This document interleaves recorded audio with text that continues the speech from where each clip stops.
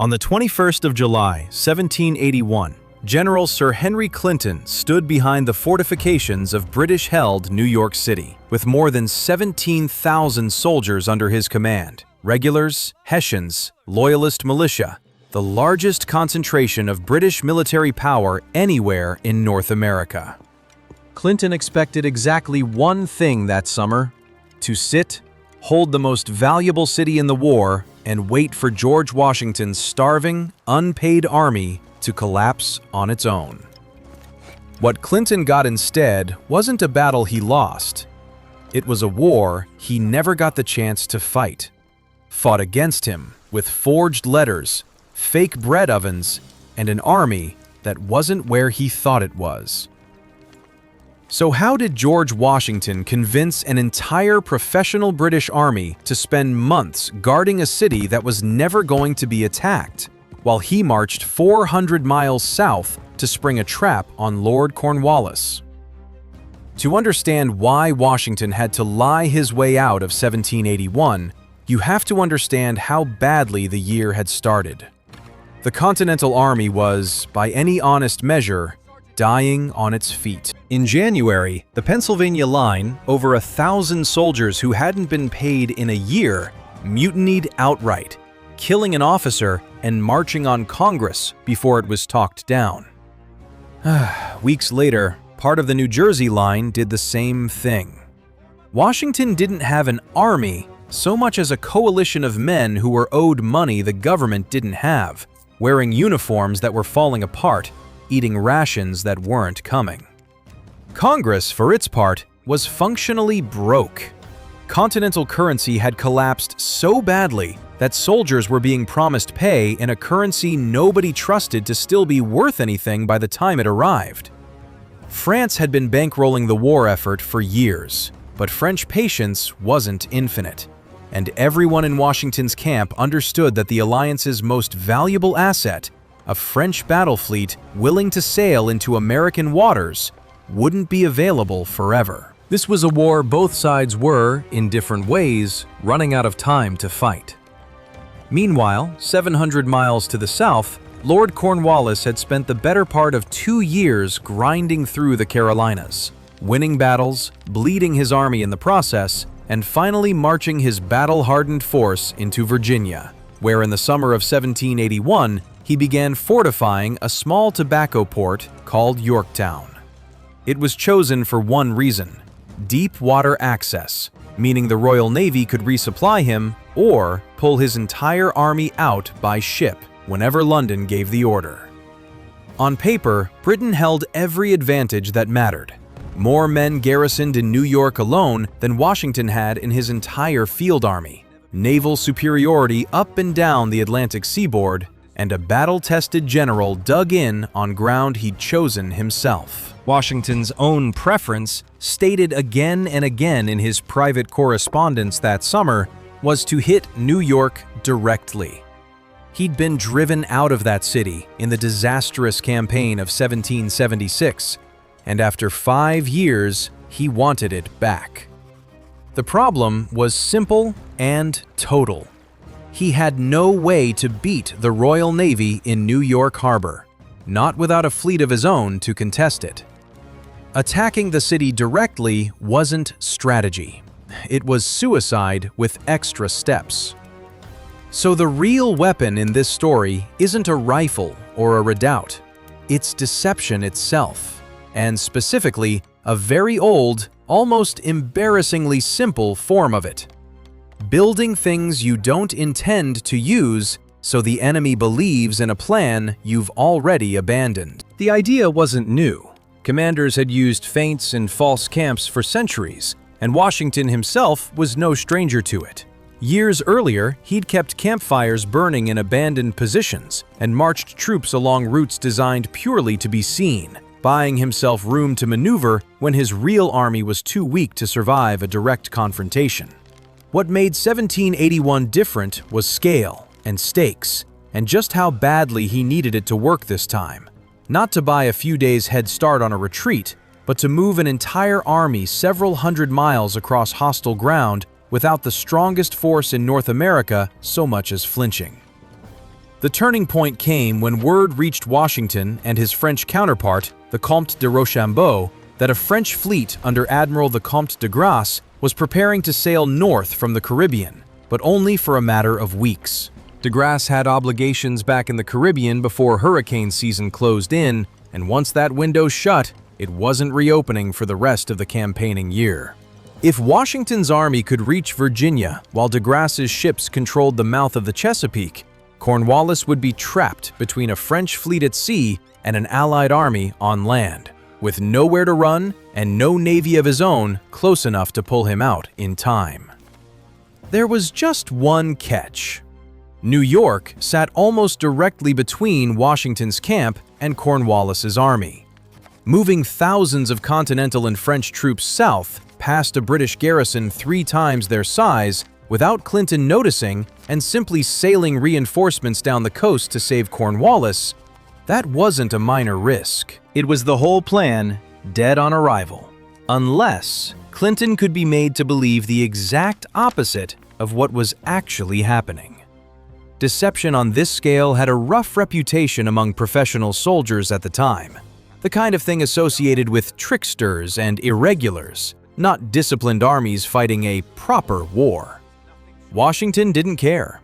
He'd already used misdirection earlier in the war on a smaller scale, and he understood something most conventional military thinking of the era dismissed: that an enemy doesn't need to be lied to about everything.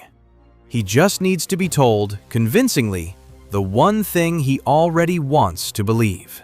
Washington understood something Clinton refused to accept: that the British hadn't just misjudged the American Army's strength, they'd misjudged where its attention was pointed. And once a professional command settles on what the enemy intends, it will keep reinterpreting new evidence to fit that belief, rather than question it.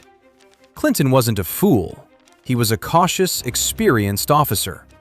That caution was exactly what Washington intended to weaponize. Here's where it gets genuinely procedural, because a deception this size wasn't a rumor or a single forged letter. It was infrastructure. Through June and July of 1781, while the main Franco-American force was camped around White Plains and Dobbs Ferry, north of New York City, Washington ordered visible, physical preparations for a siege of Manhattan to be built in New Jersey, in plain sight of Loyalist informants and British scouting parties who reported everything they saw back to Clinton's headquarters. That meant bake ovens, large, fixed ovens capable of provisioning bread for an army many times the size of anything actually camped nearby, going up in the New Jersey countryside associated with the Chatham area. It meant boat-building materials and forage depots being staged near the coast. Exactly the kind of preparation you'd expect from a force planning to cross the water toward Staten Island, or up into Manhattan from the north. In mid-July, Washington didn't just fake activity, he backed it with a real operation. He personally led a reconnaissance in force toward King's Bridge, at the northern tip of Manhattan, moving troops close enough to probe British outer defenses directly, drawing skirmishes with outposts, and forcing Clinton's staff to react to a genuine threat on their own doorstep. It was a real military maneuver, not a stunt, which is exactly what made it so effective as cover. British observers weren't watching an army pretend to prepare an attack. They were watching an army that had, in places, actually begun one. And every dispatch describing that reconnaissance back to London or to Clinton's own subordinates read like confirmation of a much larger operation still to come.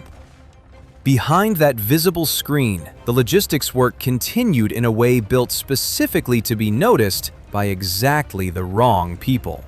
Wagons moved forage and flour along roads Loyalist scouts were known to travel. Boats and boat-building materials were staged near river crossings a besieging force would actually need if it intended to cross towards Staten Island or up into Manhattan from the New Jersey side. The kind of preparation that meant something very specific to any officer who understood how a siege of the city would actually have to be launched. Layered on top of the physical buildup was the paper trail.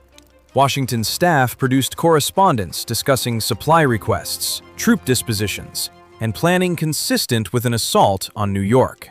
Documents written with the understanding, in at least some cases, that they were likely to be seen by the wrong eyes. Whether through captured couriers, planted letters, or simple interception by loyalist networks that fed intelligence to British headquarters, versions of this New York Plan correspondence reached Clinton's desk throughout the summer.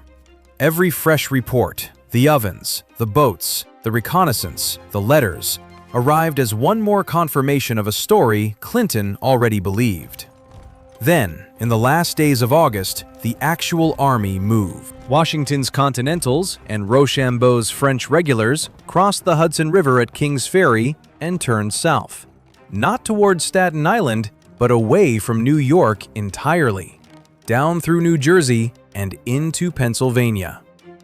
For a force that size to disappear from a defended position and cross an entire colony without triggering an immediate British countermove, the deception didn't need to fool Clinton forever. It only needed to hold long enough for the head start to become unrecoverable. Every day the British spent still watching New York was a day the real army spent putting distance between itself and any hope of interception. Sir Henry Clinton wasn't reckless, and that's exactly the problem. He was the cautious, professional commander of the most powerful garrison Britain had in North America. A man whose entire strategic instinct told him New York was the prize the rebels wanted most, because it was the prize he considered most important. Clinton had already clashed with Cornwallis by letter for months over strategy, unconvinced that the Virginia campaign was worth the risk Cornwallis was taking with it. That friction meant the two British commanders weren't operating as one coordinated mind. They were two men, each half convinced the other was making the mistake. So when reports of American bake ovens and boat building reached Clinton's headquarters that summer, they didn't need to be flawless. They needed to confirm what Clinton already suspected, that Washington's real target was the city outside his window. Clinton kept the bulk of his 17,000 men exactly where they were. He did not send a major reinforcement south. He did not move to evacuate Cornwallis while there was still time. He waited for an attack that had already stopped being planned weeks earlier. By early September, the picture on the ground had completely inverted. Washington's combined army, several thousand Continentals alongside several thousand French regulars, two very different-looking forces marching together. Bluecoats and whitecoats moving south through the heat of a mid-Atlantic summer, had already passed through Philadelphia and reached Head of Elk, Maryland, where they began loading onto ships for the final leg down the Chesapeake Bay. The New Jersey ovens sat cold. The boats built for a Staten Island crossing that was never coming were somewhere behind them, irrelevant now that their job was done.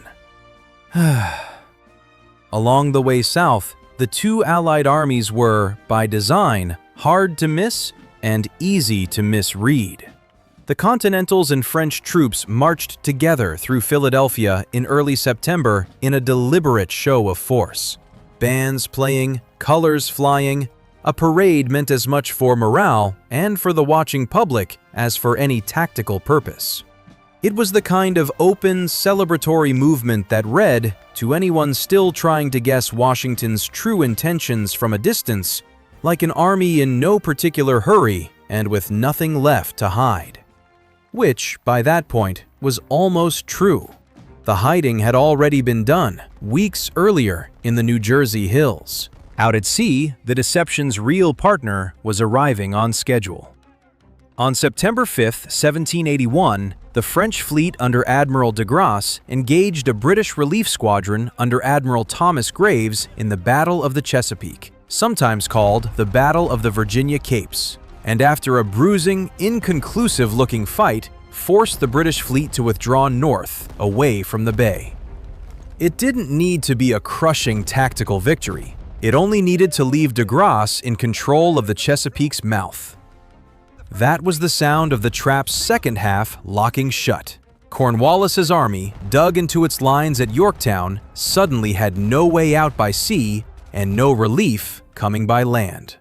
Because the land relief that should have been organizing itself weeks earlier was still sitting in New York, watching for an army that had already marched past it. By the time Clinton's command fully grasped that Virginia, not Manhattan, had been the target all along, Washington's force was already on the water, and any relief expedition assembled afterward would arrive too late to matter. The deception hadn't needed to work forever. It had needed to work for exactly as long as it took an army to disappear. Here's the number that historians still sit with uneasily. An army roughly a third the size of the garrison it was hiding from, a few thousand Continentals reinforced by a few thousand French troops, marched by most reckonings somewhere between 400 and 500 miles, undetected in its true purpose, past a force of as many as 17,000 men who never fired a shot to stop it. 6 weeks later, on October 19, 1781, Lord Cornwallis surrendered his entire army at Yorktown, a force commonly put at somewhere around 7,000 to 8,000 men, in a defeat that effectively ended major fighting in the American Revolutionary War. Not because his army was outfought on the field in some dramatic clash, but because the reinforcement that should have saved him spent the summer guarding an empty threat. If any of this sounds familiar, it's because the same trick, real infrastructure, a controlled leak of confirming evidence, aimed squarely at what the enemy already believes, was run again on a vastly larger scale 160 years later. Before D-Day in 1944, Allied planners built an entire fictional army, complete with inflatable rubber tanks and dummy landing craft on the English coast, to convince German high command the real invasion was coming at Calais, not Normandy. Operation Fortitude worked for the same reason Washington's New Jersey ovens worked. It wasn't fighting the enemy's ignorance, it was feeding the enemy's certainty.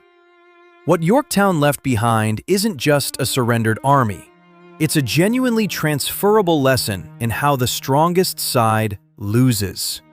It rarely happens through some single dramatic tactical error on the battlefield.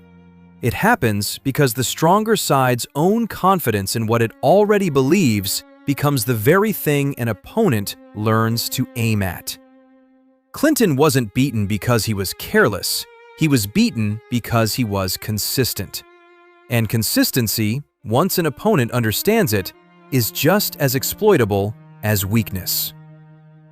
Sir Henry Clinton spent the rest of his life publicly arguing with Cornwallis over who was really to blame for the disaster, each man insisting the other had misjudged the situation.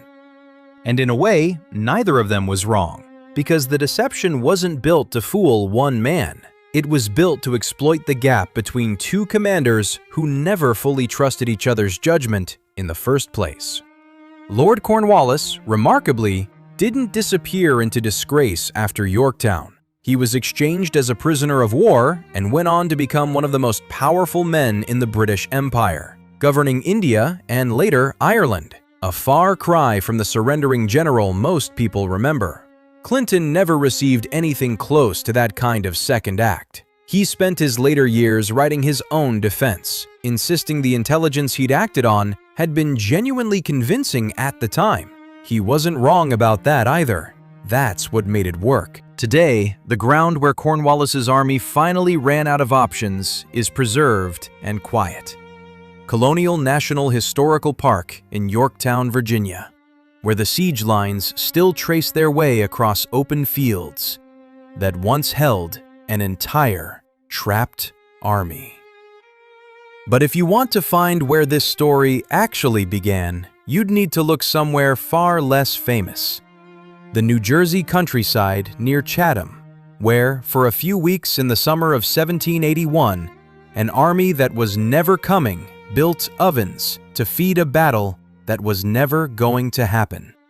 And an empire believed every brick of it.